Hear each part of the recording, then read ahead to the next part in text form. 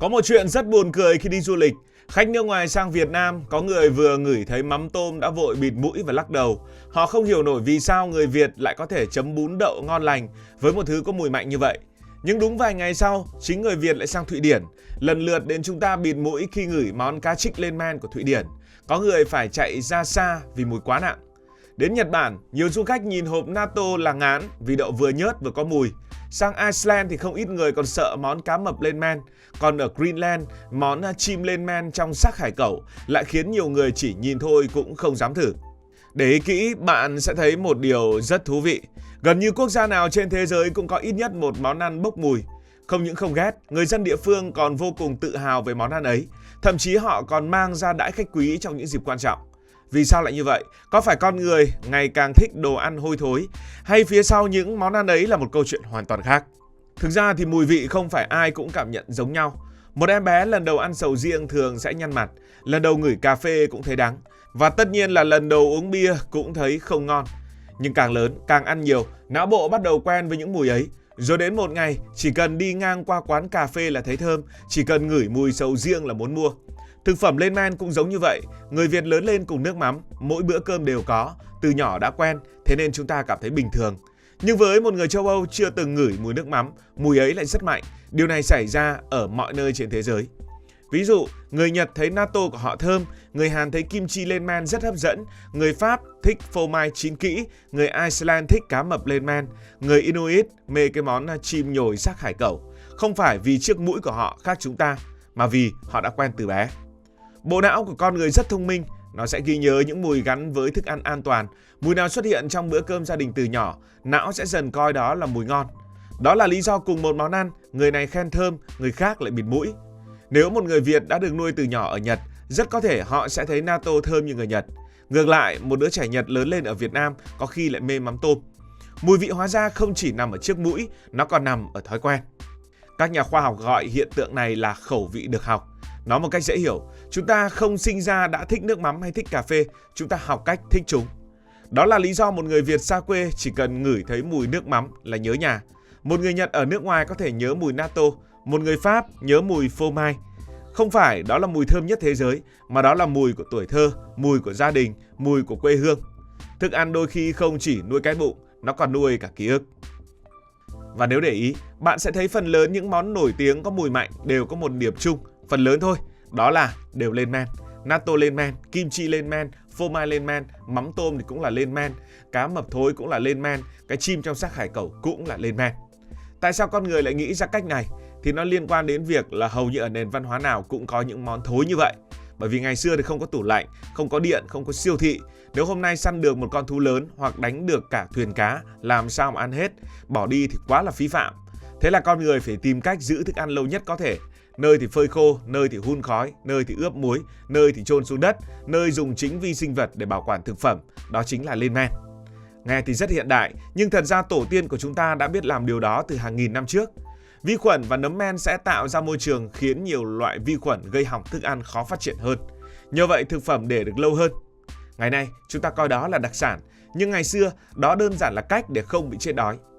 Có thể nói, rất nhiều món ăn nổi tiếng trên thế giới thực chất đều được sinh ra từ một câu hỏi rất đơn giản. Làm sao để có cái ăn vào mùa đông hoặc lúc mất mùa? Có nhiều món ăn nổi tiếng trên thế giới không phải vì đẹp mắt hay thơm ngon ngay từ lần đầu, mà vì khiến người nước ngoài hoảng hốt. Ngoài những món kể ở phần đầu, ở nước Pháp, nhiều loại phô mai cũng có mùi mạnh đến mức một số phương tiện công cộng từng khuyến cáo không nên mang theo khi chưa được bọc kín. Thế nhưng với người Pháp, đó lại là một trong những loại phô mai hảo hạng, càng chín càng thơm, càng đậm vị càng được đánh giá cao. Sang nước Ý, nhiều người sẽ biết đến casu marzu của đảo Sardinia. Đây là loại phô mai được để cho ấu trùng ruồi phô mai phân hủy một phần, tạo nên kết cấu rất mềm và hương vị cực mạnh. Món ăn này gây nhiều tranh cãi vì vấn đề an toàn thực phẩm, nhưng trong văn hóa bản địa, nó từng được xem là một trong những món đặc sản truyền thống và biểu tượng của vùng đảo này. Đến Trung Quốc, không ít người sẽ bị đánh gục bởi đậu phụ thối. Mùi của nó được nhiều người ví như rác hữu cơ hoặc cống thoát nước. Thế nhưng chỉ cần cắn một miếng, bên ngoài giòn, bên trong mềm béo, rất nhiều người lại thay đổi suy nghĩ.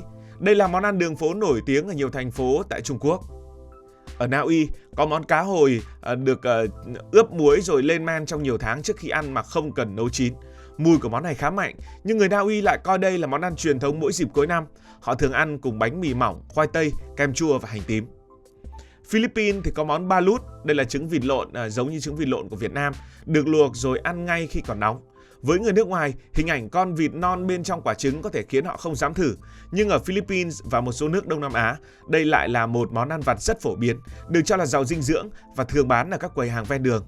Món này hơi đặc biệt một chút bởi vì mùi của nó không nặng như một số món khác. Nhìn vào những ví dụ ấy mới thấy, điều khiến người nước ngoài khóc thét chưa chắc đã là món ăn kỳ quặc. Đó đơn giản chỉ là sự khác biệt về văn hóa và thói quen. Mỗi món ăn đều ra đời từ một vùng đất, một lịch sử, một lối sống riêng. Với người nước ngoài, đó có thể là thử thách, nhưng với người địa phương, đó lại là hương vị của quê hương và là niềm tự hào được truyền từ đời này sang đời khác. Và chúng ta cần phải hiểu một sự thật rằng, những món ăn bốc mùi thực ra đã từng cứu sống rất nhiều người. Ngày nay, chúng ta chỉ cần bước vào siêu thị là có đủ thịt, cá, rau, trái cây từ khắp nơi trên thế giới.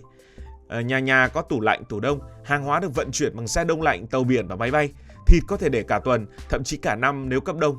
Nhưng vài trăm hay vài nghìn năm trước thì hoàn toàn khác, không điện, không tủ, không siêu thị. Hôm nay đánh được thì phải tìm cách mà giữ. Chính vì thế, ở khắp nơi trên thế giới, những món ăn bốc mùi thực ra đã cứu sống rất nhiều người. Mỗi vùng đất đều chọn cách phù hợp nhất với khí hậu và điều kiện sống của mình. Việt Nam nóng ẩm nên có nước mắm, mắm tôm và các loại dưa muối. Hàn Quốc có mùa đông kéo dài nên làm kim chi để có rau ăn quanh năm. Châu Âu nổi tiếng với hàng trăm loại phô mai lên men.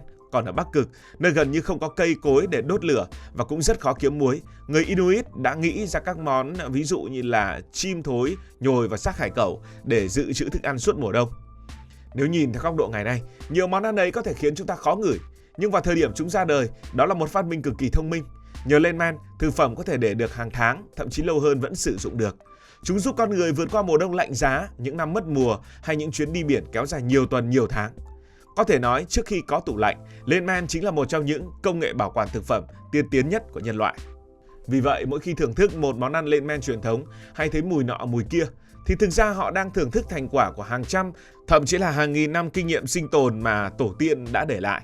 Đằng sau mùi rất mạnh ấy không chỉ là hương vị, mà là câu chuyện về khí hậu, địa lý, lịch sử và cách con người đã thông minh thích nghi với thiên nhiên để tồn tại cho đến ngày hôm nay.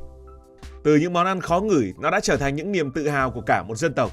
Đó có lẽ là điều thú vị nhất của ẩm thực thế giới. Có những món ăn sinh ra không phải để ngon, cũng không phải để đẹp, mà để con người tồn tại. Theo thời gian, những món ăn ấy đi cùng nhiều thế hệ. Vì thế, nếu bắt gặp một món ăn có mùi rất nặng, có lẽ đừng vội phê phán. Nó cũng giống như mắm tôm của Việt Nam. Điều khiến người nước ngoài nhăn mặt đôi khi lại chính là hương vị mà người bản địa nhớ nhất mỗi khi xa quê.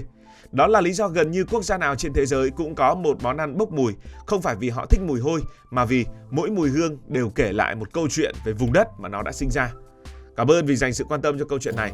Nếu thấy thú vị, hãy đăng ký kênh để không bỏ lỡ các video mới nhất.